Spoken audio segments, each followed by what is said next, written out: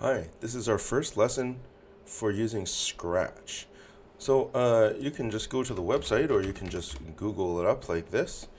Go to Scratch and this is the first result. We'll go in there. It is easiest to do it if you actually make an account. You don't need to enter anything except a username and password. It's a little more clumsy to save things from day to day, although it is possible. And if you want to do that, just ask me and I'll help you out. But you can make an account. I already have an account, so I'll just sign in and let's get started. All right, so we'll create a new game. Okay, so here we are in our new game. We have three areas. This area here, which tells us uh, the code and stuff like that we're working on. We have this middle area, which right now is blank, but this is where we're going to put the actual code that we're using. And we have the right side here, which is our sprites that we're going to be, our pictures that we're going to be using in the game. So right now we have the cat. If you want, you can keep the cat or you can grab another character. If you want to grab another character, just go down to here, choose a sprite, and we'll click on that. And you can choose whichever one you want. We can choose, I don't know, we can choose the duck, for example. And we can just get rid of our cat here. Maybe we don't want the cat, we want the duck instead. All right, so now that we have the duck, what can we do with the duck? Well, the idea is that we can make the duck move around. And so what we're going to do is we can drag him around here, okay, anywhere we want. And as we drag him here, take a look here at the X and Y, and you'll see that the X and Y are moving depending on where I'm putting the duck. So for our game, I'm going to want to put the duck kind of near the left-hand bottom-ish side of the screen. We'll just say maybe there.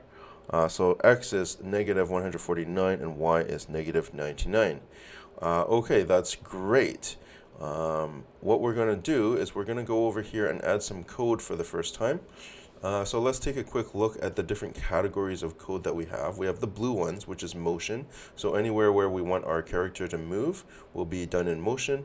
We have the purple one, which is looks. So anything about the appearance of the character will be there. We have the purple one. Oh, sorry. I guess pink? Yeah, I guess we have the pink one, which is the sound. We have events here, which we're going to be using in just a second. And we have control, which is going to be probably our most important one. So pay close attention to that one. We have sensing, which we'll use also. Operators, and then variables. And then we also have my blocks, which we're not going to use just yet. Okay, so we'll start in events. And we'll pull out this one when the green flag is clicked. Let me just zoom in a little so we can see it easier. Okay, so when the green flag is clicked. So that's how we're going to start our game, by clicking the green flag. Okay, so when the green flag is clicked, I want our duck to make sure that he is in the right position. Sometimes the duck may get out of position, and when we start the game, we want him to be right there. So let's go to motion and go to XY. Okay, and we want to make sure that it is in that right position, which we have him. Negative 149 is X and negative 99 for Y, and we do see those numbers there, so that's great. If you have different numbers there, make sure that you change it to the one that you want.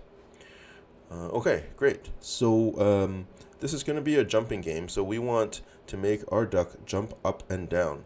So the way that we're going to do that is we're going to put our game loop in here. The game loop is the forever loop.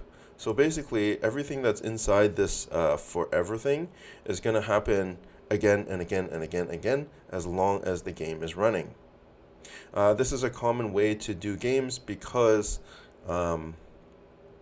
like every split second, we have something happening in the game, whether it's like we're pushing a button or clicking a mouse or it's moving or something. It's happening every split second. That's why we need to check it or to go through this forever loop all the time because we're always checking for input and it's always moving and stuff like that. All right, so how are we going to jump? Well, we can jump by telling, first we need to say what button is for jumping. Space bar seems like a good jumping button. So I'm going to try and detect the space bar. So to do that, we're going to first put an if. Okay, so if we see a space bar, so we go to the blue sensing. Okay, so the if was in the orange control, and get familiar with this because we're going to be using ifs like all the time. And then sensing to get the space button, and so we have where is it here? Here, key space pressed. Okay, so this is going to check if we have pressed the space button, and if we press on that arrow, that down arrow, we can see we can detect any button we want. In this case, we want the space button. Okay, so if the space button is pressed, what are we going to do?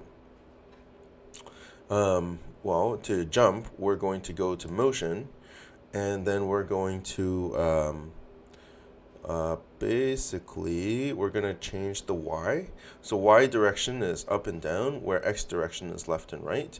You probably know that from math class. So we're going to change Y by 10. That means the Y is going to increase by 10. Okay, so we're going to put this all into our forever loop like this. And so now, forever, so all the time that the game is running, we're going to check if the space bar is pressed, then we'll change Y by 10. And so let's try it out. We're going to run the game here. Okay, I press my space bar, and all of a sudden, that person moves. Okay, that's great. So that's working well. But we don't want him to move forever all the way up, right? We don't want him to go all the way off the screen. We want it to be limit. So we're actually going to put a repeat in here. So we go to control. Okay, we go to control and we find repeat 10 times. Okay, and we're going to put this change by Y here. So we're going to change Y by 10 times. Okay, so we put that all in there. And so now, when I play the game, each time I press space, it goes up by, like, basically 100, because it's doing change Y by 10, and it's doing it 10 times. Okay, well, he's jumping up, but he's not falling down, so let's make him fall down. To make him fall down, we're going to put something else in the forever loop. We're going to make it so that he's always, I guess we're going to try and simulate gravity in a way. So we're going to put that he's always falling until he gets to whatever, that Y is negative 99. All right, so let's put in another if. So we go back into our control, we get an if. Okay, and we're going to say if, and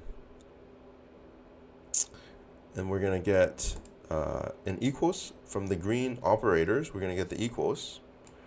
Okay, and we're going to say basically if his Y position is below a certain point, we don't want him to fall anymore. So we're going to get go to motion, and in motion we will see the Y position variable, which is right here. If Y position is equal, actually no, I don't want equal, I want greater than. Yeah, greater than.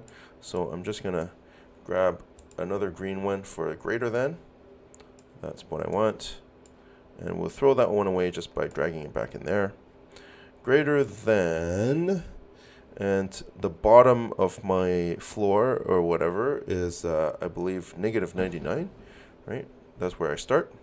So if it's greater than negative 99, I'm going to fall. So I'm going to, let's see, I'm going to motion, and I'm going to change Y by, okay, and I'm going to change this number because I'm falling, so I'm going in the negative direction.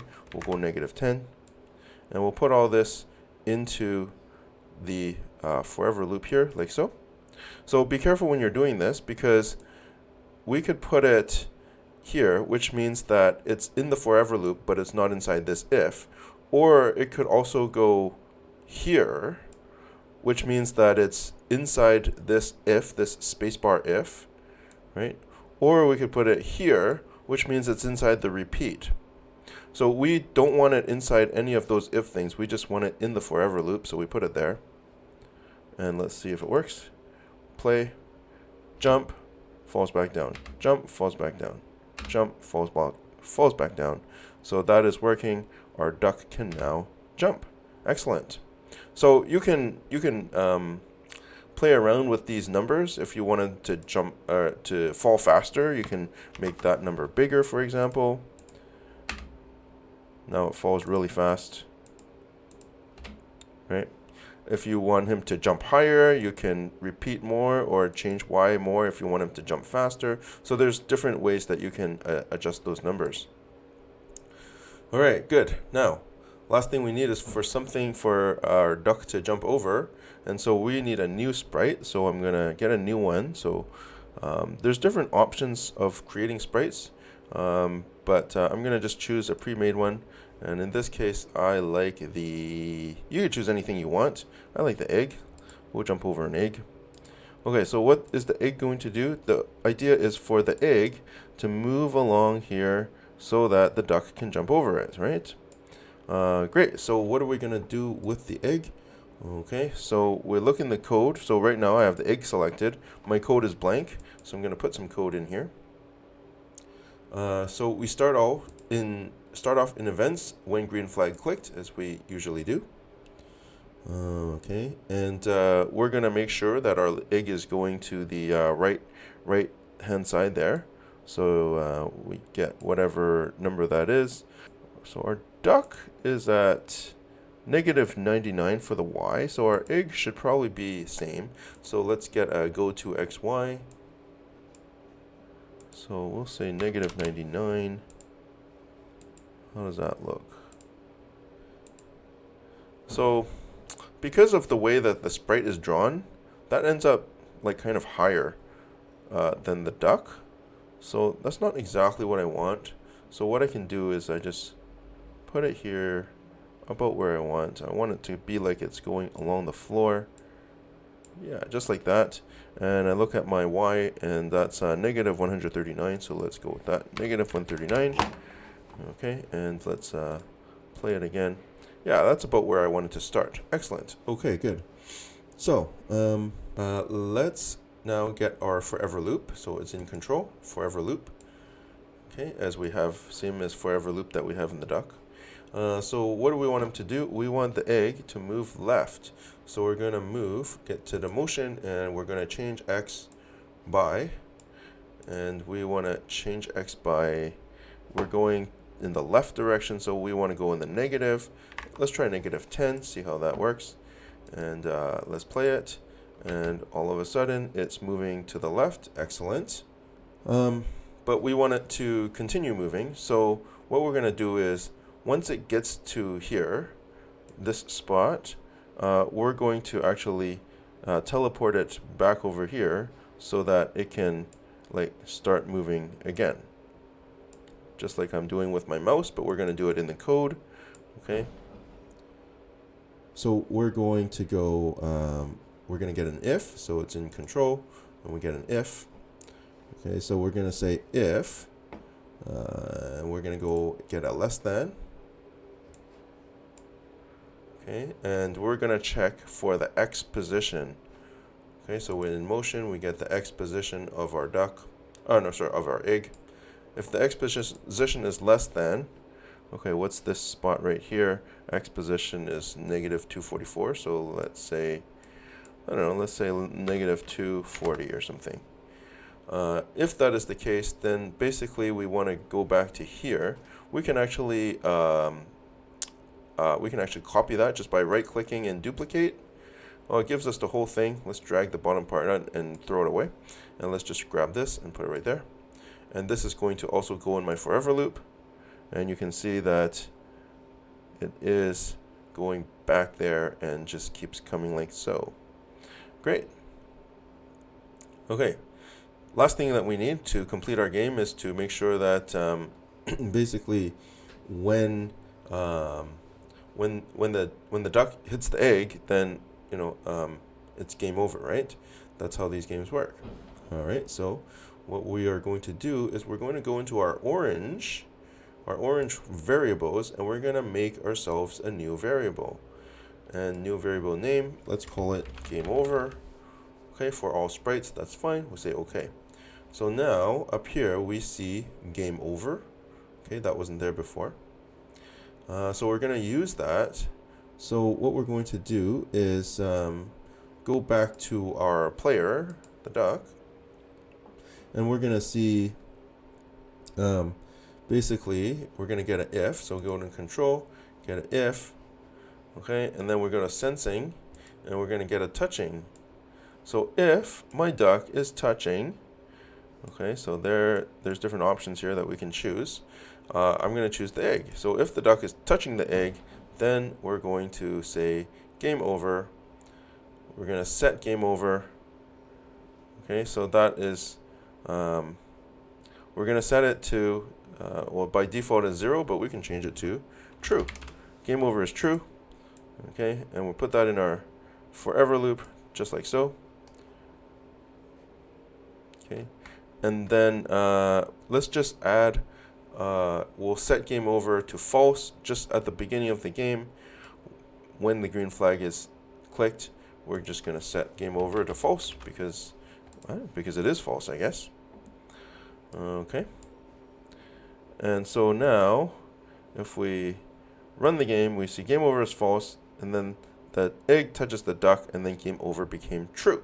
Excellent. So now we'll go back to our egg, and in the egg we're going to have an if. So we get control if. Okay, so if, and then operator, we're going to get the equals. So, and then we're going to go, this is important, we're going to grab our game over circle here and put it in here. Make sure you don't just type game over like so, game over like that into there. It's not going to work, okay? You need that green circle. If game over equals true, then what? Okay, we put, basically we'll just stop the game for now, and so that's in control, I believe, and we just stop all like so, and we'll put this into our forever loop, and we play, oops, and egg touched the duck, game over became true, and then everything stopped. So that's great. Can we jump over it? Let's just see. Jump. So if I jump over it, it keeps going. If I hit it, then it stops. Great. And one last thing that we're going to do before we stop. Our egg happens to have different costumes. So if we have our egg selected, let's go to costumes over here. And we see that our egg actually has a whole bunch of different things in there. Okay, so I like this one. This is pretty cute, and this is, I think, an appropriate thing to happen if our if we stomp on the egg. So we're going to, okay, so this is costume egg E. Okay, so back to the code. If game over is true, then we're going to switch costumes. So we go in looks, and we go change costume. Yeah, switch costume to egg E. But we see, oh, it's already egg E. So we need to, at first, switch the costume to egg A. And so we'll just put another switch costume right at the beginning. Switch costume right here. Right at the beginning, we want to switch it to egg A, like so. And there we go. And there it broke. Okay. It's a little hard because it just lands on it all the time. So I'm just going to increase my jumping just by a little bit. Maybe I'll repeat 11 times here. There we go. And There we go. Egg broke. All right, so that is it for this lesson. We have created our first ever Scratch jumping game. Oh, we're going to save it right here. We're going to give it our name of our Scratch jumping game. You can name it whatever you want. And then to save it, always remember to save, otherwise it may not save. Save now over here. Okay, and then later when you come back into the files, you can see there it is. Okay, all right, so that's all for this one. We'll see you in the next video.